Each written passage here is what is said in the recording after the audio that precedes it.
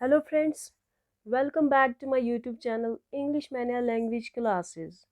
आज हम प्रीपोजिशंस के बारे में पढ़ेंगे। Different prepositions, their meaning and usages. सबसे पहले प्रीपोजिशन की डेफिनेशन अगर देखेंगे, that is a word or words placed before a noun or pronoun and it is used to show their relation with rest part of the sentence। यानी preposition दो हिस्सों का बना होता है, pre and position. Pre means before, position means to place यानी लगाना। Preposition ऐसा वर्ड है जिसको हम नाउन या प्रोनाउन के आगे लगाते हैं और ये नाउन या प्रोनाउन का रिलेशन दिखाता है with rest part of the sentences. So there are many prepositions. The most commonly used prepositions will be discussed in this video. Let us start first with the prepositions of time. पहले हम वो prepositions discuss करेंगे जो हम time denote करने के लिए use करते हैं। So first of all, the preposition we are going to talk about is on. The preposition on. Preposition on is used before the days of the week. जब हम डेज यूज़ करते हैं अपने सेंटेंसेस में, तो उसके आगे जो प्रीपोजिशन हमें लगाना होता है that is on. For example, they will reach on Monday. Monday is a day of week, so before the days of week the preposition we use is on. Next preposition is in. अब इसका usage देखेंगे कहाँ पे use होता है in। Before the months यानी names of months, names of seasons या any time of the day, for example morning, evening या year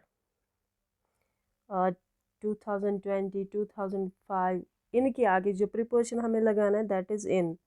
अब सेंटेंस में देखेंगे, ही वॉज बॉर्न इन अगस्त या he was born in March, he was born in December. तो before the name of month the preposition that is used is in. इसी तरह से before the seasons, people move to Jammu in winter. Winter is a season, तो इसके आगे हम place करेंगे preposition in. I study in the morning. Morning is a time of day, morning, evening। तो इसके आगे हमें प्रीपोजिशन in यूज़ करना होता है। She died in 2020. 2020 is a year, तो year के आगे भी हमें प्रीपोजिशन in लगाना होता है। तो on हम यूज़ करते हैं before the days of week, in use करते हैं before months, seasons, time of day यानी morning, evening, year। इसके अलावा भी इनका एक और यूज़ है after a certain period of time when it denotes the duration of time, period of time. For example, I will be there in an hour या I will finish this work in 2 days। ठीक है, तो an hour यहाँ पे denote करता है period of time, duration of time, how long है। तो इसके साथ हमने इन यूज़ करना है। Next preposition of time is at. अब एट कब यूज़ हम करते हैं? For night. नाइट के लिए हम यूज़ करेंगे एट या वीकेंड के लिए। For example, he works at night. तो नाइट के आगे आपको प्रीपोजिशन एट लगाना है हमेशा। I will join you at the weekend. जब आपके सेंटेंस में वीकेंड होगा, इसके आगे आप प्रीपोजिशन एट लगाएंगे। इसी तरह से एट का एक और यूज़ है that is when we mention point of time. जब हम एग्जैक्टली बताते हैं किस वक्त से हमने कोई काम शुरू किया है या करना है, तो हमें वहाँ पे एट लगाना है। यानी पॉइंट ऑफ टाइम के लिए हमें एट लगाना है, पीरियड ऑफ टाइम के लिए इन लगाना है। In an hour, in a day, in a week, in a year, in a month, that is period of time. लेकिन point of time means exact, जब हमें पता होगा कि किस वक्त से, at 3:30, at 4 o'clock, at 12, at 11 AM, तो that is point of time. इसके साथ हमें यूज़ करना है एट। अब सिंस एक और प्रीपोजिशन है, अब देखते हैं इसका यूज़ क्या है। From a certain point of time, यानी कोई काम हम करते हैं, हमें मेंशन करना है कि किस वक्त से हमने ये काम स्टार्ट किया है। तो जब हमें रेफरेंस देना होगा पॉइंट ऑफ टाइम का, तब हम यूज़ करते हैं since. He has been working there since 2005। 2005 यहाँ पे पॉइंट ऑफ टाइम है, यानी 2005 से काम स्टार्ट किया है, यानी अभी भी जारी है। He has been working there since 2005। तो यहाँ पे हमने सिंस यूज़ करना है। Since is used with point of time. It has been raining since morning, यानी मॉर्निंग से बारिश शुरू होगी और अभी भी जारी है। सिंस यहाँ पे क्या शो करता है? Point of time. Next preposition is for. For क्या यूज किसके लिए यूज होता है? फॉर पीरियड ऑफ टाइम के लिए। For 2 years, he worked there for 2 years। I waited for you for 2 hours। तो यहाँ पर फॉर यूज हुआ है पीरियड ऑफ टाइम के लिए। Next preposition is ago. Ago किस लिए यूज होता है? A certain time in the past. When you refer to certain time in the past, past में किसी वक्त का आप जिक्र करते हैं, उसके लिए आपको यूज करना है अगो। 2 years ago, 1 day ago, 1 week ago। ठीक है, तो यहाँ पर हमें अगो यूज करना है। Next preposition is before. Before means earlier than a certain point of time, किसी वक्त से पहले। She left before 4 PM। 4 PM यहाँ पे पॉइंट ऑफ टाइम है। अब इससे पहले जो हमने किया वो हमें दिखाना है प्रिपोजिशन बिफोर से। She left before 4 PM। She left before 10th July। She left before 2021। तो पॉइंट ऑफ टाइम से पहले जब हमें किसी चीज़ का जिक्र करना हो, किसी चीज़ के बारे में बताना हो, तो हम प्रिपोजिशन बिफोर लगाते हैं। Means it's used when we refer something earlier than a certain point of time। अब नेक्स्ट प्रिपोजिशन जो है that is to. To use होता है टेलिंग द टाइम, जब आपको टाइम बताना होगा। 10 to 6, यानी 10 मिनट कम 6। 10 to 6, क्वार्टर टू 9, यानी 8:45। तो टाइम बताने के लिए हमें टू यूज़ करते हैं। अब नेक्स्ट यूज़ क्या है? टू, टिल और अनटिल। ये कब यूज़ करते हैं हम? टू कब यूज़ करते हैं? टिल और until. Marking the beginning and end of a period of a time. From Monday to Friday, from Monday till Friday. तो यहाँ पर हम टू भी यूज़ कर सकते हैं या फिर टिल यूज़ कर सकते हैं। अब next one is till and until. Till and until का क्या सेंस है? In the sense of how long something is going to last. कोई एक्टिविटी है तो ये कब तक चलेगी। He is on holiday until Friday. यहाँ पे हम टिल भी लिख सकते हैं। He is on holiday till Friday. अब next preposition that is by. By कैसे यूज़ करते हैं हम? In the sense of at the latest, यानी I will be back by 6 o'clock। 6 बजे तक मैं वापस आऊँगा। By 6 o'clock। I will be back by 4 o'clock। I will be back by Monday. ठीक है, तो यहाँ पर हम यूज़ करते हैं by. Up to certain time means by 11 o'clock I had read 5 pages।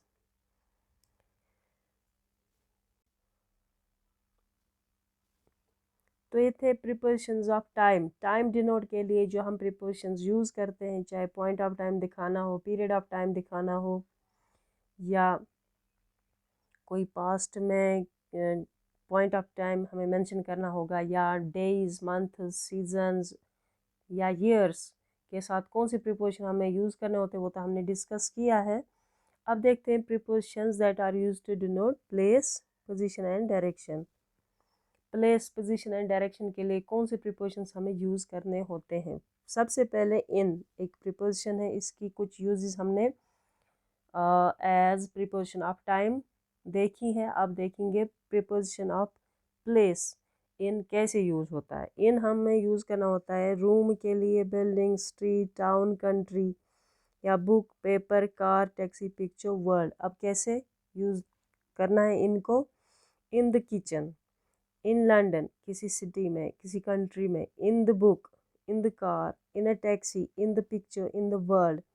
तो सिंपली इनका जो मीनिंग है यानी मैं किसी चीज़ में, तो वहाँ पर हमें इन यूज़ करना है। तो यूज़ होता है इन सब के साथ room, building, street, town, country, book, paper, car, taxi, picture and world. In the kitchen, in the office, ठीक है, in London, in the book, in the car, in the bus, in the picture, in the world. तो यहाँ पर हम in use करते हैं। Next preposition of place is at. At का क्या मीनिंग है? नेक्स्ट, किसी के साथ, बाय एन ऑब्जेक्ट, किसी और ऑब्जेक्ट के साथ, या टेबल के साथ हम यूज़ करते हैं, या फिर इवेंट्स के साथ हम यूज़ करते हैं। या एट ये डिनोट करता है where you are to do something typical, watch a film, study, work extra.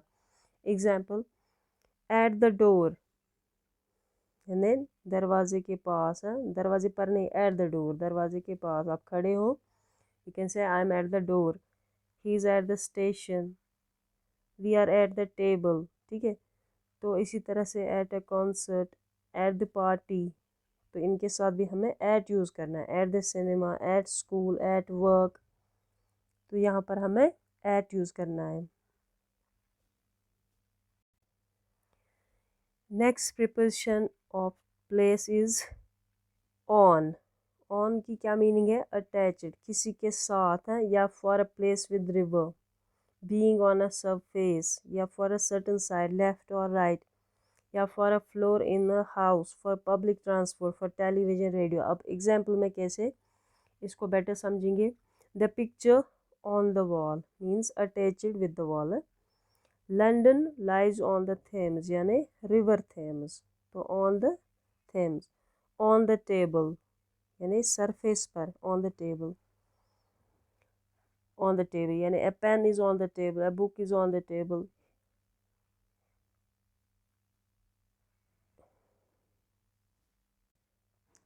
तो यहाँ पर है ऑन द लेफ्ट या ऑन द राइट, तो यहाँ पर डायरेक्शन है, ठीक है। On the left, on the right. इसी तरह से फ्लोर के लिए on the first floor, on the second floor, on the top floor, या public transport, on the bus, on a plane. Next one is for television and radio, कोई programme चलता है, on TV, on the radio आप कह सकते हैं। तो इन सब के साथ हम यूज़ कर सकते हैं ऑन।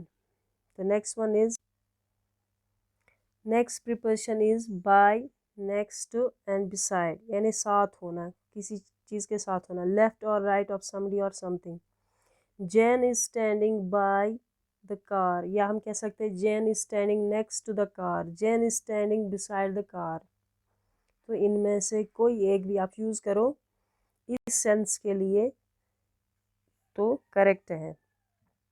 अंडर मीन्स नीचे, on the ground, lower than और कवर्ड विद समथिंग एल्स, किसी दूसरी चीज़ के नीचे।